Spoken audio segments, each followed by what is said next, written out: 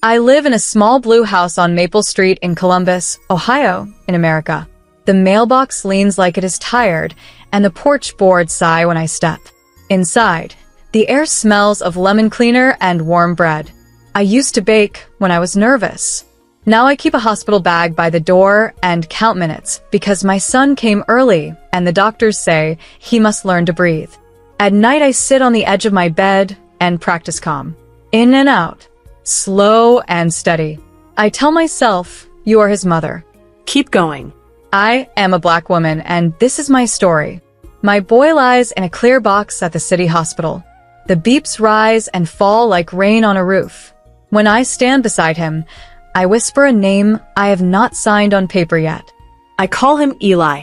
Nurse Elena shows me how to make a soft cup with my hands, so he feels held. Dr. Carter talks about ounces and hours. I talk to God in plain words. Please live. Please grow.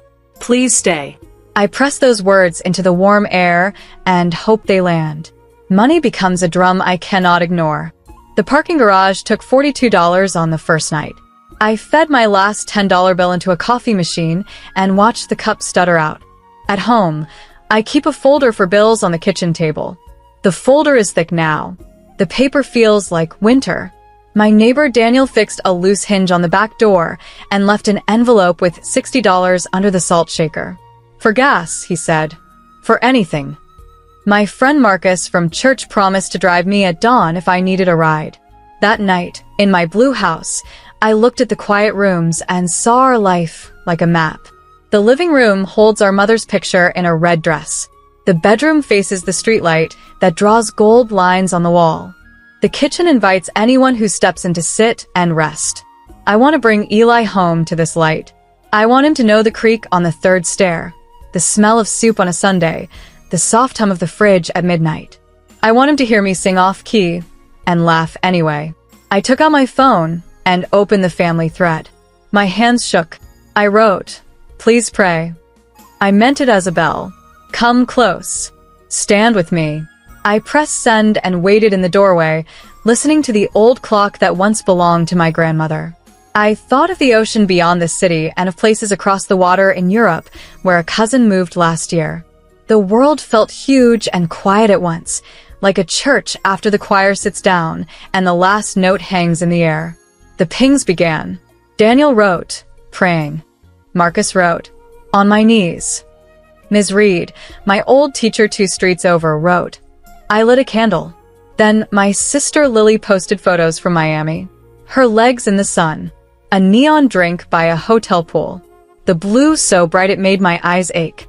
No words. Just the shine of her vacation. It felt like a door closing. I put the phone down and held the sink until my fingers hurt. I breathed in and out and picked up my bag. I went back to the hospital. This is the start. The next morning, the hospital lights felt harsher, like a winter noon with no clouds. I washed my hands at the sink until they smelled like metal and soap, then slipped into Eli's room. He was the size of a loaf of bread, all wire and will.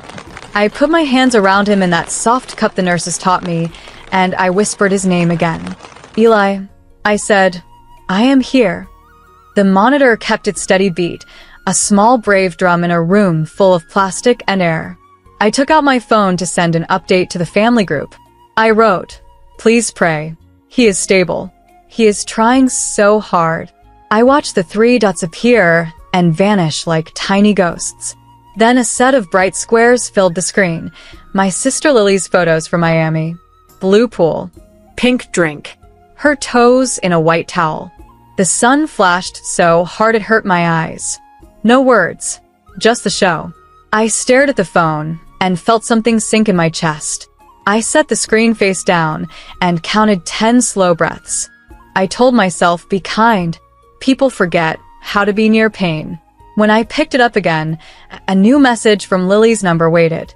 It did not look real. It said, it seems no one has seen your black son. It is better for him to die. For a long second, I did not move. The words lay there like a stain. Then the room tilted. My mouth went dry. My eyes found Eli, tiny and strong under all that machine light, and heat rushed through me, bright and clean. I heard Nurse Elena at the door. "Do you want me to call someone?" she asked, soft as a hymn. I shook my head. I pressed my palm to the clear wall of the crib and felt the hum in my bones. I did not answer the text. I would not feed it. I blocked Lily's number with my thumbs shaking so hard I had to tap twice. I typed a line before I cut the thread. Those words were cruel. "Do not contact me again." And then I pressed the small dark button that turned silence into my shield. The quiet that followed was not peace, but it was mine. Dr. Carter came by with her pen and her kind eyes. "He gained a little," she said. "Half an ounce. He's a fighter." I held that word the way you hold a coin you cannot afford to lose. Fighter. I wrote it on the page of my pocket notebook and underlined it twice. When she left, I checked my bank app. The screen said I had $432.18. The hospital bill in my bag said I owed $3,980. The parking garage would take $21 more before sunset. Numbers like small stones, piling up. I went home that night to the blue house on Maple. The porch board side like always. Inside, the air held a day-old scent of coffee and lemon. On the kitchen table sat the folder with its hard winter paper. I opened it and added the new bill. I felt a flush of shame and then set it down. Shame does nothing. I made toast and stared at the clock. A message buzzed from Europe from my cousin May, who moved to London years ago. "Heard about Eli," she wrote. "I'm sending 120 pounds now. It's not much, but it's love." I cried standing up, the simple kind of crying that cleans. I wrote back, "Thank you. He will wear your love on his head." Then I bought a knit cap online, navy blue, marked down from $24 to $18. Daniel came by with his old tool belt. "Just to look at that loose mailbox," he said, though we both knew he was checking on me. He tightened the post and took off his cap at the door like a man in a story from long ago. "How's the little man?" he asked. I told him about the half ounce. "That's something," he said. "Oceans are made of drops." When he left, he pressed $40 into my palm and walked away before I could argue. I put it in the sugar jar with the other small gifts. $5 from the church box, $12 from selling a lamp, a folded note from Ms. Reed that only said, "You are brave." That night, I tried to sleep, but the message from Miami glowed at the back of my head like a bad sign on a dark road. I kept seeing the words, the edge in them, the way they made Eli smaller than a person and turned him into a target. Rage rose again, but under it was something quieter and heavier. A line. A rule. I could not carry both my son and someone else's cruelty. If the choice was between Eli's breath and someone's comfort, I would choose his breath every time. In the morning, I put on a clean shirt and went back to the hospital. I walked past the vending machines and the coffee pot, and the clock that always read 5 minutes fast. I washed my hands, I cupped Eli's back, I counted his breaths. I bent and spoke in his ear, simple and steady. "We are in America," I said. "You are my son. Your name is Eli. Your aunt across the ocean sent pounds for your hat. Your neighbor set our mailbox straight. Your mother will be your roof. We are not alone." Then the phone buzzed again. A new number. A new line of fear. It read, "Answer. This is bad." I stood still, the words like ice on my skin. I lifted my head, looked through the glass, and breathed in once, then out. I pressed the green circle and said, "This is Grace. Say what you need to say." The voice on the line was thin and breathless, like it had been running. "Grace? It's me," my sister said. "Please don't hang up." I leaned against the hallway wall by the vending machines, the ones that swallow dollars and blinked and owed change. Through the window, I could see the gray roofline of Columbus and a slice of November sky. I didn't speak. Lily rushed on. "It wasn't me who wrote that. Connor grabbed my phone in Miami. He sent it. He thought it was a joke." She swallowed. "He smashed the lamp in the room. I'm at the hotel desk now. Security is here. I'm scared." Connor. I pictured his jaw tight with drink, the slant of his grin like a dare. I had warned her more than once, but warning is not a bridge a person can cross for someone else. I pressed my fingers to my eyes and saw stars. "Where are you?" I asked. My voice came out steady, the way Nurse Elena spoke when things turned fast. Lily gave me the name of a hotel I'd seen in glossy ads: blue pool, pink drinks, promises like candy. Behind her words, I heard a man shouting and a woman trying to sound official. I felt a clean heat rise in me, the kind that sets the room in order. "Listen," I said, "leave him. Today." "I don't have cash," she whispered. He took my purse.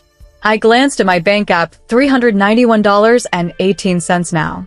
I had paid $41 for parking and $12 for coffee and pretzels since dawn. The hospital bill still sat at $3,980, and another would come. I could feel the numbers like gravel under my shoes. Still, I opened the transfer screen and sent $300. When the app warned me about low funds, I sent $50 more. "Done," I said. "Get a cab to the airport. I'll find a way to get you home to Ohio." I called Daniel. He answered on the first ring, like he'd been waiting. "Say the word," he said. I explained what I could in short lines. He didn't ask questions that slowed the air. "I'll go," he said. "I can be at the airport in 40 minutes. I'll park in short term." I thought of the fee board, $1.28 to leave a car long enough to hug someone back to solid ground. "I'll pay you back," I said. He laughed once. "You'll bake me a loaf when Eli's home. That'll be plenty." By the time I returned to Eli's room, my knees were shaking. I washed my hands and slid them into the soft cup around his back. He breathed against the mask, tiny and sure. "This is bad," I whispered, thinking of the text, the way fear wears different faces. "But we are not broken." Dr. Carter stepped in with her clipboard. "How's Mom?" she asked. "Standing," I said. She checked Eli's numbers and nodded. "He held steady through the night," she said. "Another half ounce today, and we'll try less support." The word less felt like a narrow bridge to summer. My phone buzzed again, Lily. "I'm in the cab," she wrote. Driver said $45. "I have your transfer." "Thank you." Then, a minute later, security kept Connor in the lobby. "He's yelling." I knew that sound. The drum of a man who'd rather burn the room than lose. I texted Daniel the flight time and Lily's name.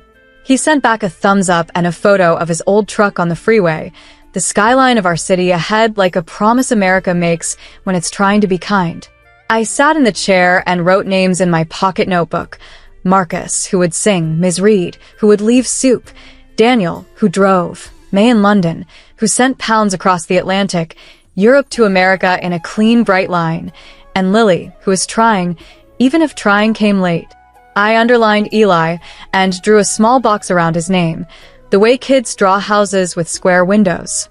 "This is our house," I told him. "We will make it safe." Near noon, the hospital social worker, Ms. Alvarez, found me in the hall. "I heard some of what happened," she said, not asking how. "If your sister needs a place for a night, there's a spare bed at the family lodge. It's $20, but we can cover it this week." I blinked hard. "Thank you," I said. She pressed a card into my hand. "Also a relief fund. Fill this out. No promises, but sometimes they help with parking, gas, a little food." The numbers on the page didn't make the gravel disappear, but they turned it to something I could cross. An hour later, a message came from Daniel. "Got her. She's shook, but whole. Flight lands 5:10. I texted back. "I'll meet you at the house." When Eli fell asleep, I kissed my fingers and touched the plastic. "Rest," I told him. "I'll be right back." I left the hospital and drove the long straight road to Maple Street, past brick storefronts and the river the color of coins. The blue house waited with its leaning mailbox and kind porch. I set fresh sheets on the couch and put a glass of water by the lamp. I checked the sugar jar, $5, $10, $1, little gifts like stepping stones. I tucked Daniel's parking receipt money, $1.28 in cash I'd pulled from the ATM, under the salt shaker. I would not let generosity cost him more than he meant to give. As the sun slipped west, the door opened. Daniel stepped in first, then Lily behind him, small and pale in a jacket that didn't match the Miami photos at all. She looked at my face and broke. I held her because that was the next true thing. Over her shoulder, I saw the picture of our mother in the red dress, her smile a steady light. After a time, I let Lily go. There will be rules, I said. My voice was my own roof. No more Connor. No more silence when cruelty walks in. If you live here, you stand with us. Eli first. Always. Lily nodded, tears on her mouth like salt. Yes, she said. I will show up. Daniel touched the mailbox, key on the hook like a blessing, and slipped out, promising to come by Saturday with a new post. I stood in the doorway and felt the old house breathe around us. The streetlight outside drew gold lines on the wall. My phone lay quiet for once. I pictured Eli's chest lifting, small and strong, and I knew the next step. We go back to the hospital, I said. We stand by him. Then we start again. When we walked back into the hospital that evening, the lights felt softer, as if the building itself had taken a breath. Lily kept close to me, her hands tucked into Daniel's spare hoodie.